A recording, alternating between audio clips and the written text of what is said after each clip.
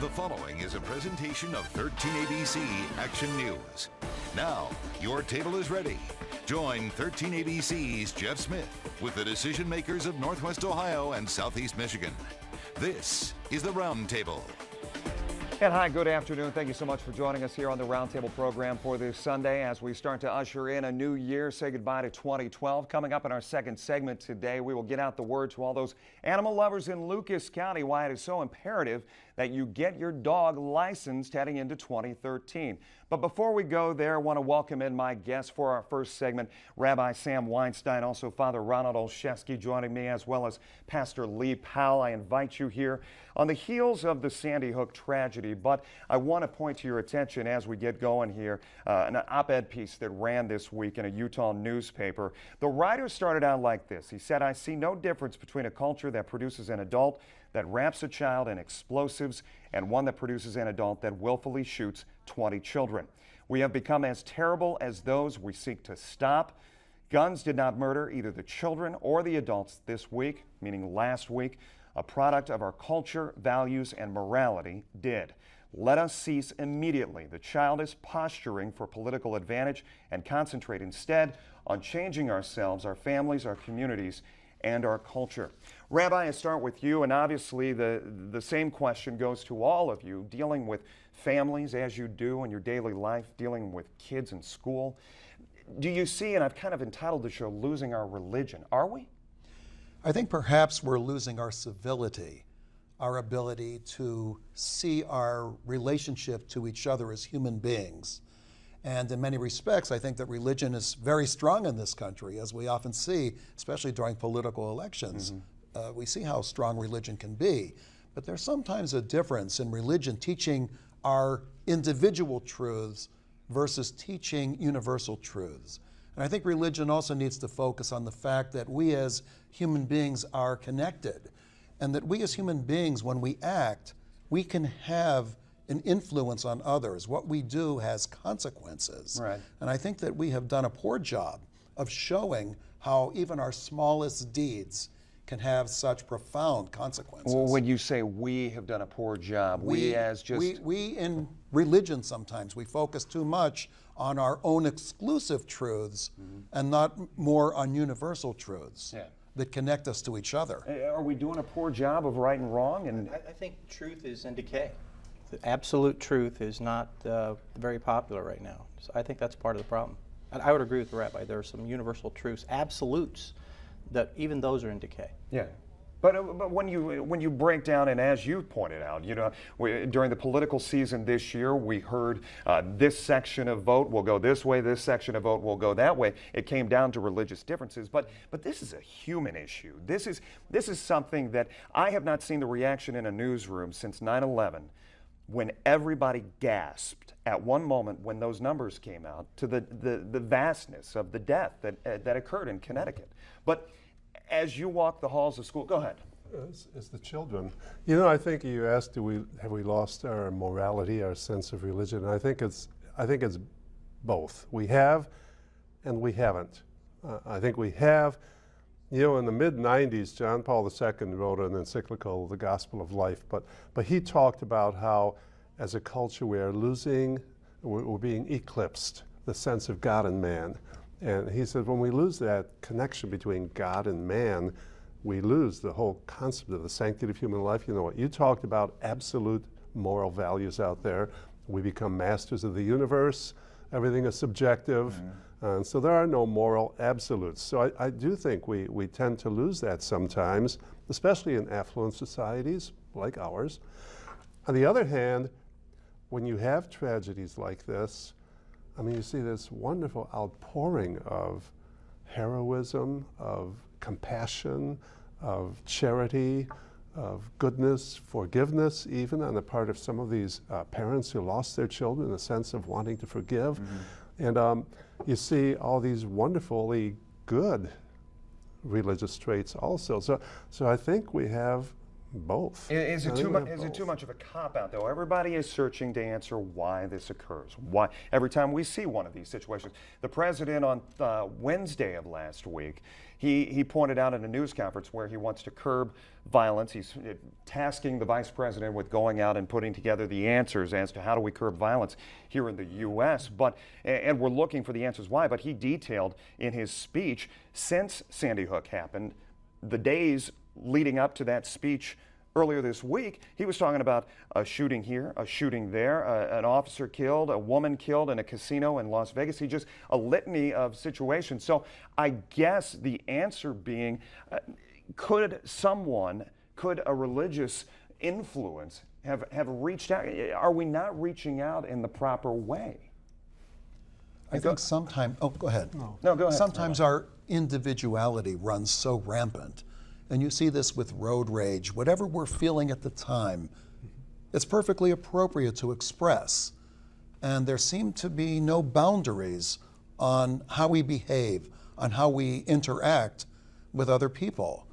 And I think that's some area where religion can have an influence, showing again our connectedness as human beings. All of us during the holiday season, we see the stretching out of the arms, especially for the communities to worship, to get in there, to pray. And especially at Cedar Creek, you guys pride yourselves upon being one of those, everybody, I don't want to cast a light just on Cedar Creek from the standpoint of welcoming everybody in. I know that regardless of denomination, you are telling people, come in. Are you seeing it getting easier or tougher to get people into services to basically not just be schooled, but share a sense of community? Because I think, I'm going to put my opinion out there, I think obviously there was a real sense of community missing from these situations we're talking about. Well, the United States is becoming more and more unchurched. It's slowly moving to that place. And I think 20 years from now, it's projected that about 20% of U.S. citizens will be in church on any given Sunday versus 40% right now that are in church on any given Sunday. About 60% say they have a home church. So, Define unchurched for me a little better. Unchurched would be they don't have a church home. I mean, they may go to church on Christmas or Easter, but other than that, Because they can't find one they're happy with, or no, they just don't want to be they're not there? interested. They just pass by. They don't see the value of the church. They don't see what the church is bringing to them.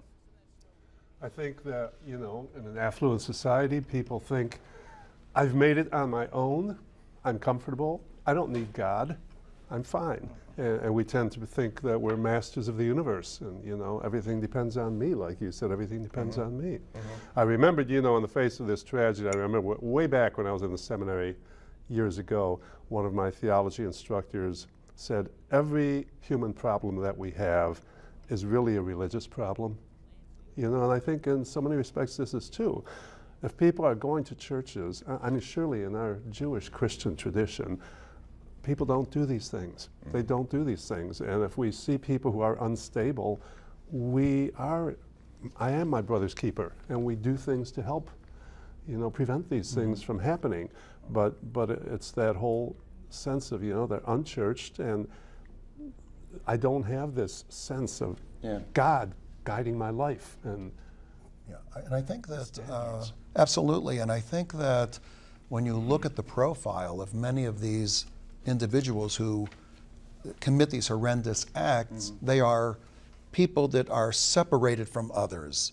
They truly are isolated, and they have no sense of community. And I think congregations can play a tremendous role in helping to create community and a sense of belonging.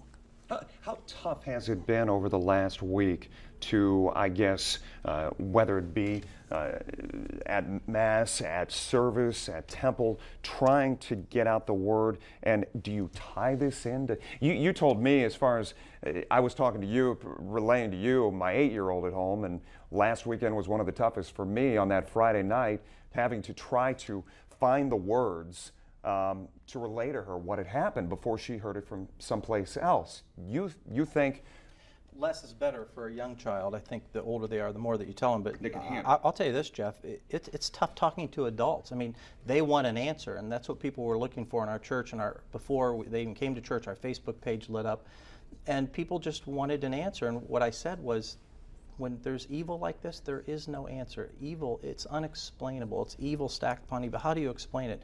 And the best that we can do, the most that we can do, is to pray for them and serve them any way we can, those people that are close to the actual event. But to try to explain this kind of evil, and this is a very complex question that we're asking. Why? If you go back into history and try to explain evil, it's very difficult to explain. I think evil exists. I think that the Bible says Satan is the prince of darkness. There is evil forces lurking, unseen evil forces, the Bible says. And so we leave it at that and then trust that God, as the Father had said earlier, is going to do something. He's going to redeem this terrible situation somehow, some way, bring some good out of it. I can't see that now, but I believe that to be the case. Is there that tunnel vision moment that you find, Father, when things like this happen, that people separate themselves? If they were a part of the church, they're separating themselves because they're saying, obviously, these tragedies continue. They do. I mean, I don't know. You Is mean that too as a big of an- perpetrator separating them from the church? Or? I guess there's part of that mindset out there that somebody didn't stop this from happening. Well, I think that is true. You know, I teach a class at St. Francis, and I use this example. About 10 years ago, Andy Williams shot up Santana High School. And I use the story that appeared in either Time or Newsweek in my class. And I keep telling them, this is a story of sin. You know, theologically, it's a story of sin. His parents separated, his mother abandoned him, his father was drinking and did not care about him. He went to a school, they were bullying him. He himself got into bad habits of drinking and using drugs. People saw it. He reached out to an adult. The adult, you know, just gave no guidance at all. And there was just, at so many steps it could be stopped. So many steps it could be stopped if people just did the right thing instead of the wrong thing. Do you think we're starting, or we may see, you hate to react, you'd rather be proactive in situations like this, but do you think we're going to start to see education take a turn back toward tying in God? Or do you think it's necessary? Well, that's a difficult question, because when we talk about God and God in the schools, then we get into constitutional issues, and I'm not an attorney. But I think one of the issues is that we as a society and we as a nation must also speak out, for example, when we see evil acts perpetrated in the world, and we often don't. And so people can have the idea, well, we really don't care that the Khmer Rouge in Cambodia wiped out so many people. Or you look at Darfur, you look at all these places in the world where people are suffering and being murdered, and we're quiet. And so people, as Americans, can have the idea, well, we really don't care about that, and we don't really care about tunnel this. vision I was talking about. Absolutely, and I think it's important for us, it's incumbent upon us to once again show how these different activities in other parts of the world do impact us. Yeah. And we can't turn a blind eye to these events. And I believe the separation of church and state. I do believe that. But I think sometimes we go too far in pushing God out of everything. I mean, like the Democratic Convention, let's vote God out and vote God back in. But, we push God out of everything. And you look at something, I mean, this comes from our tradition, the Ten Commandments. The Ten Commandments are good for everybody to follow. It's good for everybody to follow. You don't have to be Jewish. You don't have to be Christian. It's good to follow the Ten Commandments. They are good basic principles by which we should live. But we push that out, and I'd love to see religion, God, come back into our public schools, but I don't see how that's going to happen. At least in the short term. No. And as we head into our final segment, Pastor Powell, moving forward, I mean, are we handcuffed here in Toledo as far as what we learn from this, what we teach from this? Are we handcuffed?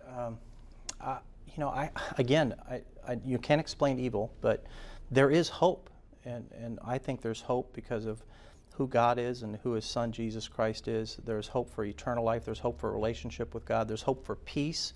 My talk this weekend during the Christmas services is going to be about unwrapping the gift of peace. A peace that was not world peace, is not what Jesus promised, because that hasn't happened at all, but this internal peace where you're calm and at peace even in light of the Sandy Hook Elementary tragedy. Yeah, you know, I've got some students at St. Francis that right now are looking at answering the question of what the administration in 2013 needs to focus on. It's part of a competition, and they're looking at rivalries and going out for the greater good. And that greater good, I think, is obviously something that can be answered, what we're looking at right here, you think? Absolutely. Stay with us. We'll be back. Gentlemen, thank you so much for joining us here on the Roundtable. We'll be right back right after this. This was easy. Yeah.